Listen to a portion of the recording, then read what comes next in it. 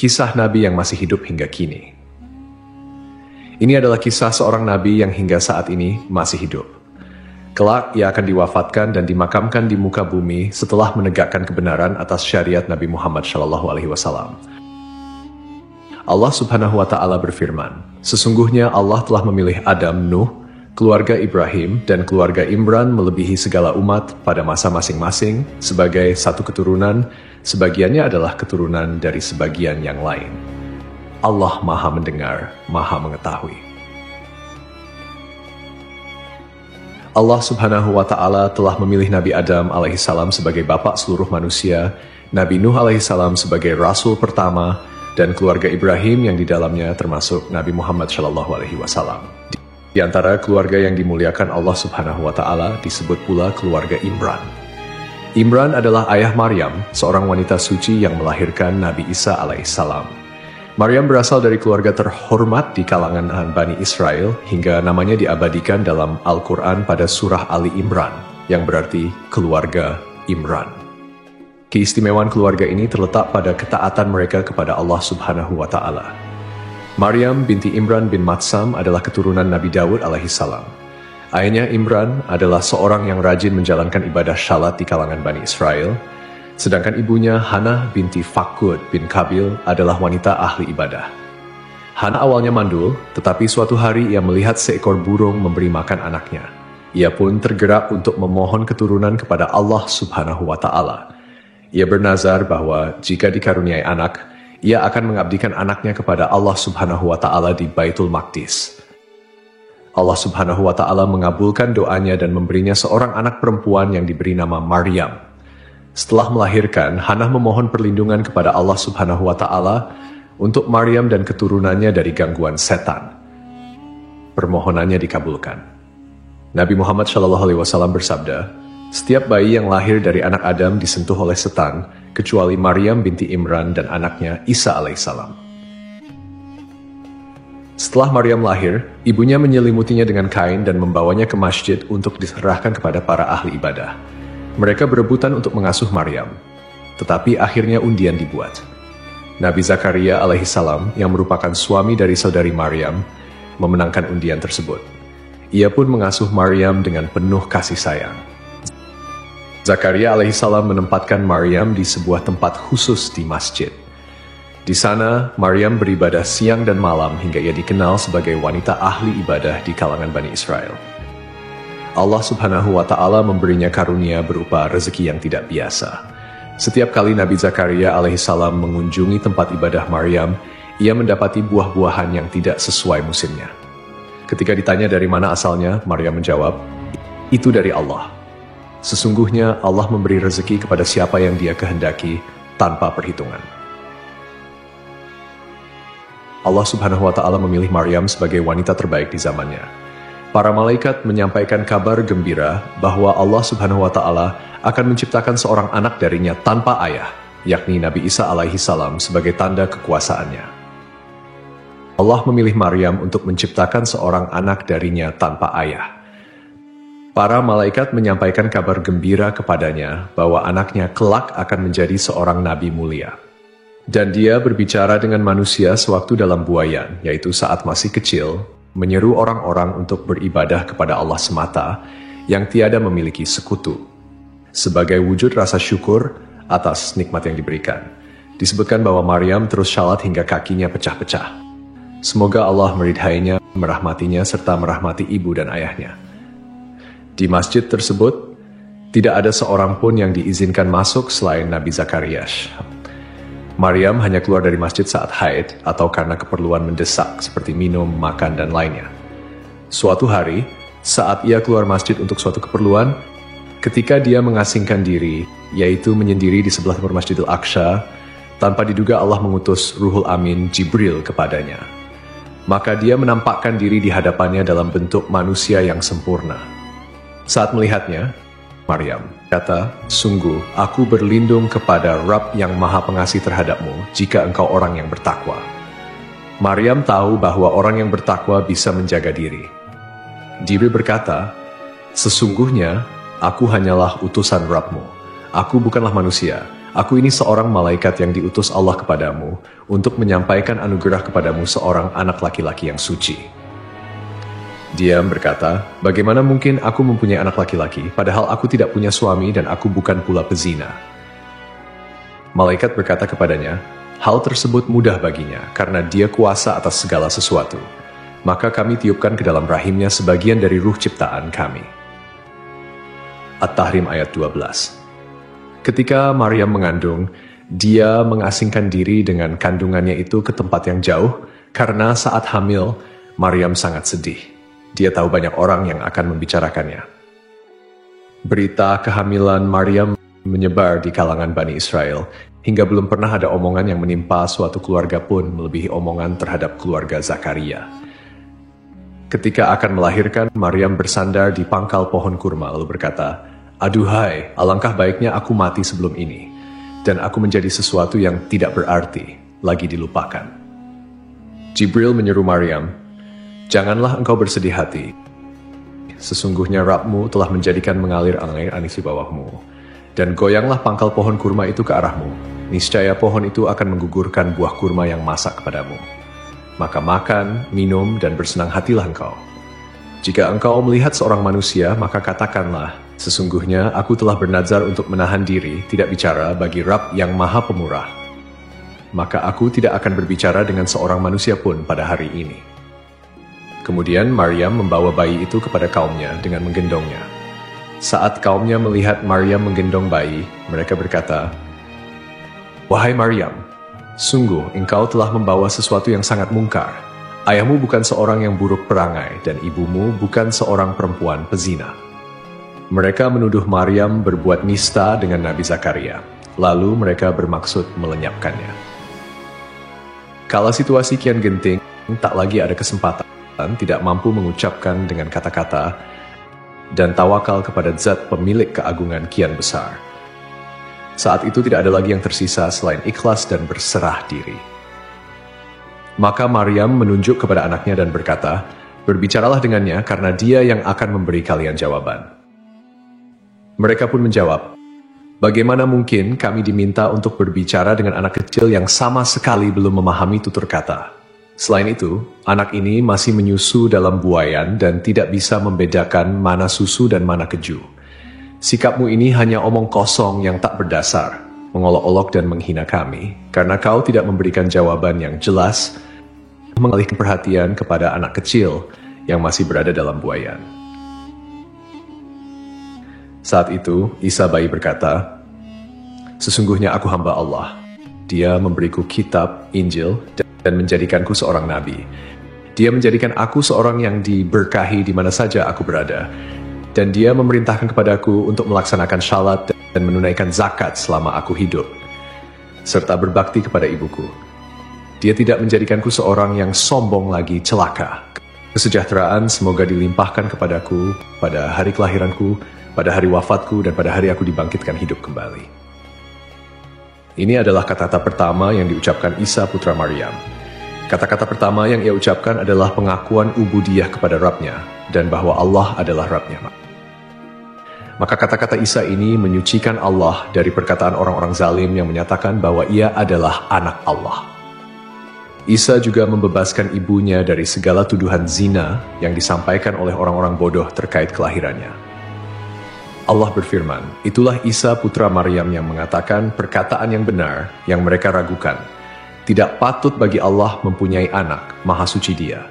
Apabila dia hendak menetapkan sesuatu, maka dia hanya berkata kepadanya, jadilah. Maka jadilah sesuatu itu. Setelah mukjizat yang Allah berikan kepada Nabi Isa alaihissalam, sebagian Bani Israel ada yang beriman, dan sebagian lainnya tetap tidak mau beriman. Nabi Isa lahir di Baitul Lahm, Bethlehem, di dekat Baitul Maqdis, sebuah kota yang terletak sekitar 9,5 km di selatan Yerusalem.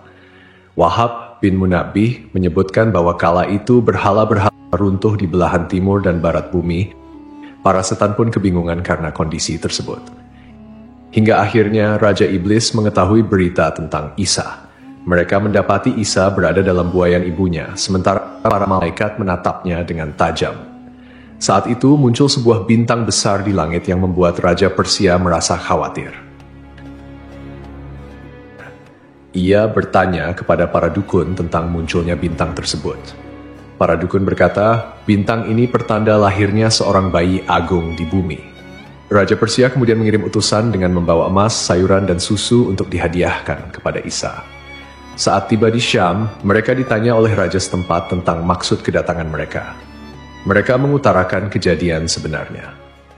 Raja Syam kemudian menanyakan hal itu dan ternyata Isa putra Maryam telah dilahirkan di Baitul Maqdis. Beritanya menyebar luas karena sang bayi bisa berbicara saat masih berada dalam buayan. Raja Syam kemudian mengirim seseorang untuk menunjukkan tempat Isa agar mereka bisa membunuhnya setelah para utusan Raja Syam pulang. Ketika mereka sampai ke tempat Maryam dan menyerahkan sejumlah hadiah, mereka pulang. Lalu ada yang berkata kepada Maryam, para utusan Raja Syam hanya datang untuk membunuh anakmu. Maryam kemudian menggendong bayi Isa dan membawanya pergi ke Mesir. Di sana ia menetap hingga Isa mencapai usia 12 tahun. Allah Subhanahu wa Ta'ala mengajarkan Nabi Isa alaihissalam kitab Taurat dan Injil sebagaimana Allah mengajarkan kitab suci kepada nabi-nabi yang lain. Nabi Isa diutus oleh Allah dengan membawa misi yang sangat penting, yaitu mengajak Bani Israel untuk hanya beribadah kepada Allah semata. Ini adalah inti dari dakwah tauhid yang beliau bawa. Allah juga menunjukkan kepada Bani Israel berbagai mukjizat dan bukti nyata bahwa ajaran tauhid yang dibawa oleh Nabi Isa alaihissalam adalah ajaran yang benar. Sejumlah karamah dan mukjizat tampak pada beliau bahkan saat masih kecil. Di antaranya, suatu ketika seorang dahkan tuan rumah tempat Isa dan ibunya singgah kehilangan sejumlah uang di rumahnya. Rumah itu hanya ditempati oleh orang-orang fakir, lemah, dan mereka yang membutuhkan bantuan. Dahkan tidak tahu siapa pencurinya. Kejadian itu terasa berat bagi Maryam, juga bagi yang lain, termasuk sang tuan rumah. Mereka tidak bisa mengatasi permasalahan ini. Saat Isa mengetahui hal itu, ia menghampiri dua orang, salah satunya buta dan yang lain lumpuh. Isa berkata kepada si buta, berdirilah dan bawalah kursi ini. Si buta menjawab, aku tidak bisa melakukan itu. Isa berkata, seperti yang kalian berdua lakukan saat mengambil uang dari peti yang ada di dalam rumah itu. Setelah Isa mengatakannya, keduanya mengaku telah mencuri uang tersebut, lalu uang itu mereka kembalikan. Isa semakin terpandang di mata orang-orang, meski ia masih kecil. Ingatlah, ketika Allah berfirman, wahai Isa putra Maryam, ingatlah nikmatku kepadamu dan kepada ibumu sewaktu aku menguatkanmu dengan Ruhul Kudus. Engkau dapat berbicara dengan manusia pada waktu masih dalam buayan dan setelah dewasa.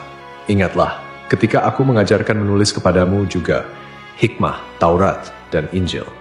Ingatlah, ketika engkau membentuk dari tanah suatu seperti bentuk burung dengan seizinku, kemudian engkau meniupnya, lalu menjadi seekor burung yana dengan seizinku.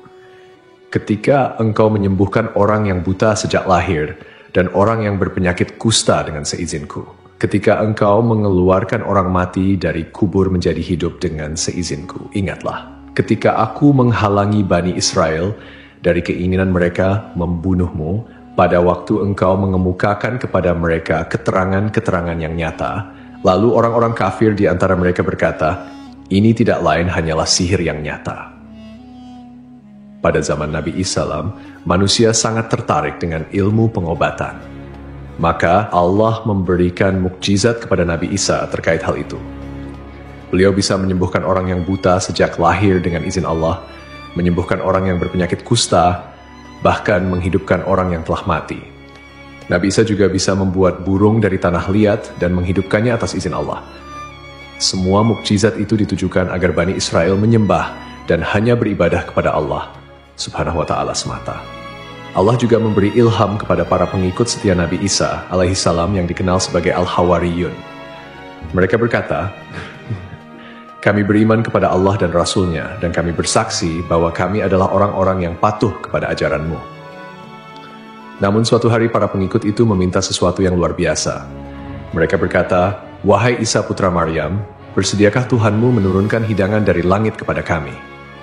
Nabi Isa mengingatkan agar mereka bertakwa kepada Allah dan tidak meminta sesuatu yang berlebihan.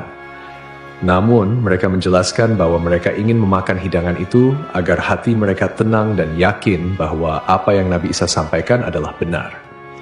Maka Nabi Isa AS pun berdoa dengan penuh harap, Ya Allah, turunkanlah kepada kami hidangan dari langit, dan jadikanlah hari turunnya sebagai hari raya bagi kami, bagi generasi sebelum kami dan setelah kami, serta sebagai tanda kebesaran-Mu. Berilah kami rezeki ya Allah, karena Engkaulah sebaik-baiknya pemberi rezeki. Allah pun mengabulkan doa itu dengan berfirman, sungguh aku akan menurunkan hidangan itu kepadamu. Tetapi barang siapa kafir di antaramu setelah turunnya hidangan itu, maka sungguh aku akan mengazabnya dengan azab yang tidak pernah aku timpakan kepada seorang pun di antara umat manusia. Kebencian Bani Israel kepada Nabi Isa sangat besar, karena mereka tidak mau mengakui bahwa beliau adalah utusan Allah Subhanahu wa Ta'ala yang dijanjikan untuk Bani Israel. Mereka bahkan merencanakan untuk melenyapkannya. Mereka menghasut kerajaan Romawi dan merencanakan penangkapan Nabi Isa alaihissalam. Ketika mereka sedang merencanakan kejahatan, Allah juga merencanakan untuk melindungi dan menyelamatkan Nabi Isa alaihissalam. Allah Azza wa Jalla mewahyukan kepada Isa putra Maryam, wahai Isa, kuatkanlah dirimu dalam menyampaikan urusanku agama, dan janganlah lemah. Dengar dan taatlah, wahai putra wanita suci lagi perawan. Engkau lahir tanpa ayah. Aku menciptakanmu sebagai tanda kebesaran bagi seluruh alam. Hanya kepada-Kulah engkau harus beribadah dan berserah diri.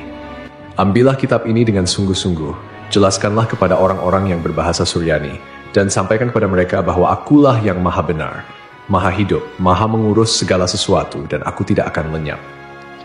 Percayalah kepada seorang nabi buta huruf dari Arab, pemilik unta, surban, baju perang, 2 pasang sandal, tongkat, matanya lebar dan indah, dahinya kuat, kedua pipinya bercahaya, rambutnya ikal, jenggotnya tebal, kedua alisnya menyatu, hidungnya mancung, giginya renggang, lehernya terlihat jelas laksana teko perak, seakan-akan emas mengucur di tenggorokannya.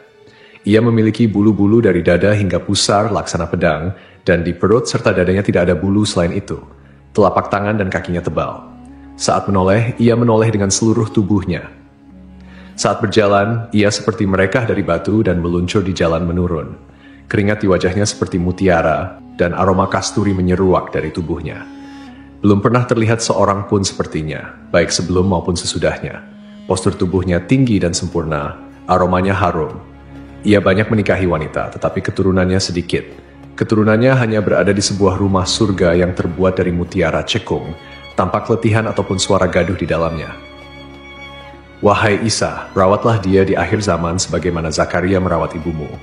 Ia memiliki 2 cucu yang syahid. Di sisiku, ia memiliki kedudukan yang tidak dimiliki seorang manusia pun.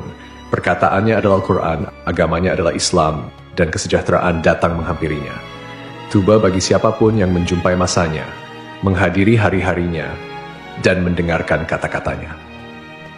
Isa bertanya, Ya Rab, apa itu tuba? Allah menjawab, sebuah pohon yang kutanam dengan tanganku. Pohon itu untuk seluruh surga, akarnya dari ridwan, airnya dari tasnim, dinginnya seperti kafur, rasanya seperti jahe, dan aromanya seperti kasturi. Siapa yang meminumnya, ia tidak akan dahaga selamanya.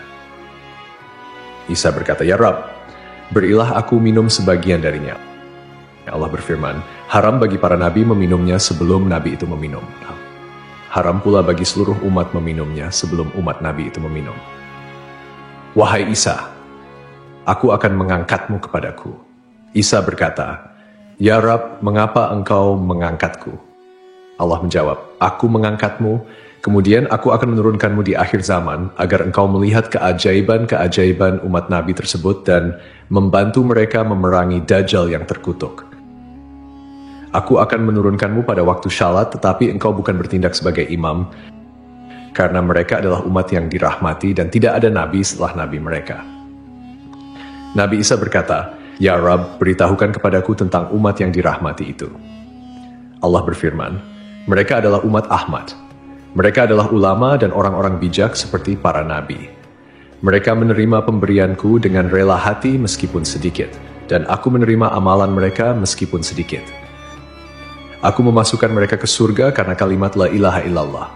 Wahai Isa, mereka adalah penghuni surga terbanyak karena belum pernah ada lisan suatu kaum yang merendah dengan kalimat la ilaha illallah seperti mereka. Dan belum pernah ada leher-leher suatu kaum yang tunduk dengan bersujud seperti mereka.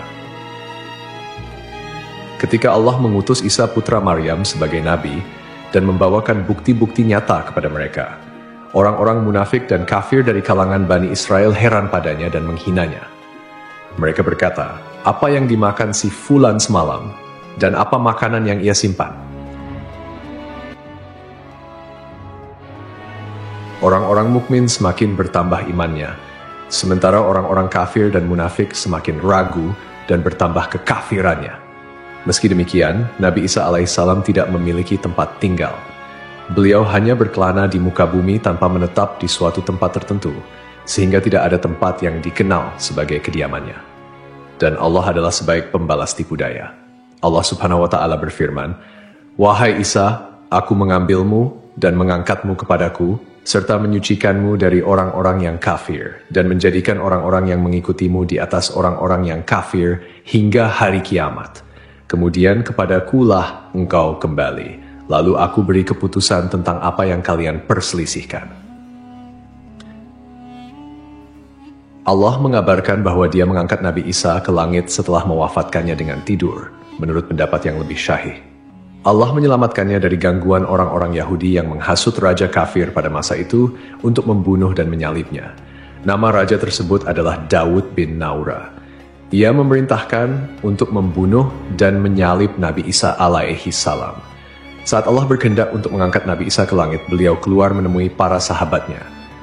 Ketika itu di Baitul Maqdis terdapat 12 pengikut setianya. Nabi Isa keluar dari sebuah sumber air dengan rambut yang masih meneteskan air lalu berkata, "Sungguh, di antara kalian nanti ada yang akan ingkar terhadapku sebanyak 12 kali setelah sebelumnya beriman kepadaku." Kemudian beliau berkata, "Siapa yang mau diserupakan denganku lalu dibunuh sebagai penggantiku, maka ia akan meraih derajat yang sama sepertiku." Seorang pemuda yang paling muda di antara mereka berdiri, tetapi Nabi Isa berkata, "Duduklah." Beliau mengulangi ucapannya dan pemuda itu kembali berdiri. Akhirnya Nabi Isa berkata, "Kaulah orangnya." Allah kemudian menyerupakan pemuda tersebut dengan Nabi Isa. Allah mengangkat Nabi Isa dari loteng Baitul Maqdis ke langit. Tidak lama kemudian, orang-orang Yahudi yang mencari Nabi Isa masuk ke dalam. Mereka menangkap pemuda yang diserupakan itu, lalu membunuh dan menyalibnya.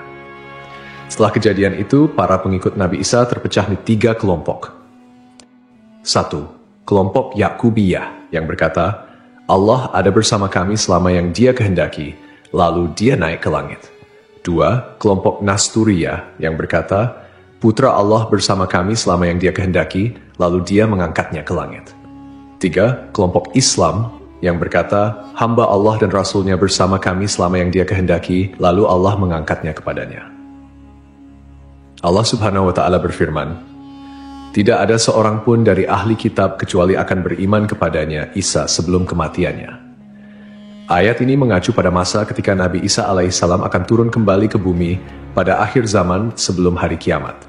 Pada saat itu, beliau akan membunuh Dajjal, menghancurkan salib, membunuh seluruh babi, membatalkan pajak, tidak menerima agama apapun selain Islam.